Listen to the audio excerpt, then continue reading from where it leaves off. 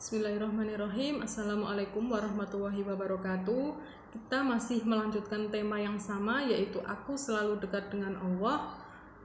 Kali ini kita akan membahas subtema penerapan perilaku mulia. Ketika kita kemarin sudah belajar tentang membuka relung hati, bagaimana cara kita dekat dengan Allah, lalu memperkaya khazanah keilmuan kita dengan mengetahui Asmaul Husna beserta artinya, lalu kita akan menuju tema yang ketiga, yaitu penerapan perilakunya. Jadi bagaimana Asmaul Husna tersebut ketika kita sudah mempelajari, mencari tahu artinya, lalu bagaimana sikap kita terhadap Asmaul Husna tersebut atau implementasinya bagaimana. Nah, kita lihat bersama-sama ya.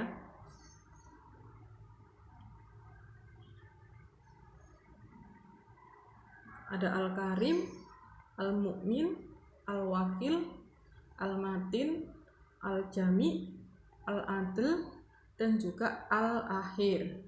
Yang pertama kita lihat dulu di Al-Karim. Nah, Al-Karim kemarin memiliki arti yang maha mulia. Jadi ketika kita mengimani Al-Karim, maka sudah sepatutnya kita memiliki sikap yang dermawan. Contoh sikap yang dermawan yang bagaimana? Contohnya menyisihkan uang untuk beramal, membantu teman yang sedang kesusahan, atau menjamu tamu sesuai dengan kemampuan kita. Jadi ketika ada seseorang yang bertamu ke rumah, kita suguhi dengan sesuatu yang kita mampu. Misalkan mampunya kita menyuguhkan air, ya kita berikan air. Mampunya kita memberikan makanan ringan, ya kita berikan makanan ringan. Nah, dengan seperti itu kita sudah mengimani Al-Karim, sudah mengimplementasikan dari Al-Karim itu sendiri. Kita menjadi pribadi yang mulia. Selanjutnya adalah Al-Mu'min. Nah, buah dari Al-Mu'min adalah kita menjadi orang yang selalu melindungi. Melindungi siapa? Melindungi orang lain. Nah, melindungi itu bisa dengan dua cara. Yang pertama adalah dengan cara perbuatan atau dengan berbuat. Misalkan seperti menolong orang yang sedang dalam bahaya, menyingkirkan duri atau paku dan benda-benda lain yang berada di jalan yang dapat membahayakan orang lain. Yang ketiga, bisa membantu orang tua atau anak ketika akan menyeberang jalan. Tetapi Al-Mu'min juga bisa dilakukan dengan lisan, yaitu salah satunya dengan tidak menyakiti perasaan orang lain. Jadi kalau kita bertutur kata itu bisa dijaga. Agar apa? Agar tidak melukai perasaan orang lain. Selanjutnya adalah Al-Wakil.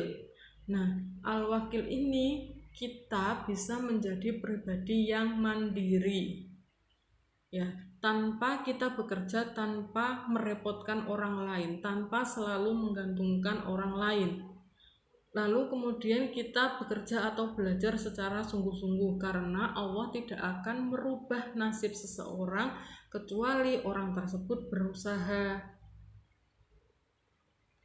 Yang selanjutnya adalah Al-Matin. Bagaimana implementasi dari Al-Matin? Kita lihat. Nah, di sini kita tidak mudah terpengaruh rayuan atau ajakan orang lain untuk melakukan perbuatan yang tercela. Misalkan ada teman-teman yang ngajak bolos, kalian tidak ikut bolos. Ada teman-teman yang ngajak kalian untuk pulang lebih awal, kalian tidak pulang lebih awal. Nah, itu sudah mencerminkan Al-Matin bahwasanya kalian itu kukuh terhadap pendirian kalian, tentunya pendirian yang baik.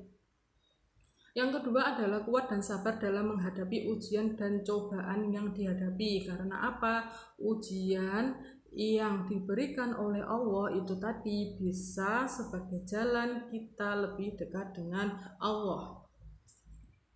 Selanjutnya adalah Al-Jami. Bagaimana sikap kita ketika kita mengimani al-jami, yang pertama adalah kita bisa mempersatukan orang-orang yang sedang berselisih. Teman kalian yang sedang bertengkar, kalian damaikan, misalkan seperti itu.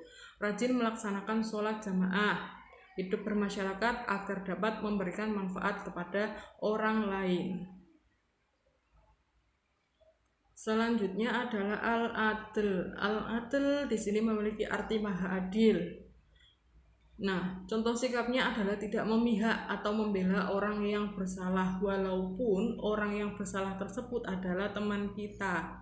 Ya, itu tadi yang saya katakan bahwasanya kita tidak memihak walaupun orang itu teman kita, walaupun orang itu mengiming-imingi apapun kepada kita, kita harus menjadi hakim yang adil, kita harus menjadi penentu yang adil, tidak berat sebelah.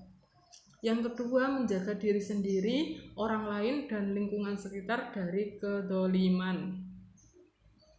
Yang selanjutnya adalah al-akhir. Bagaimana sikapnya?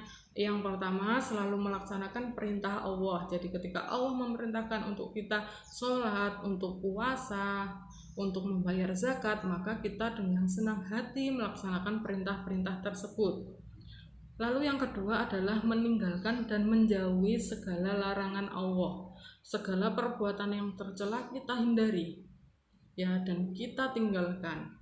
Itulah buah dari kita mengimani al-akhir.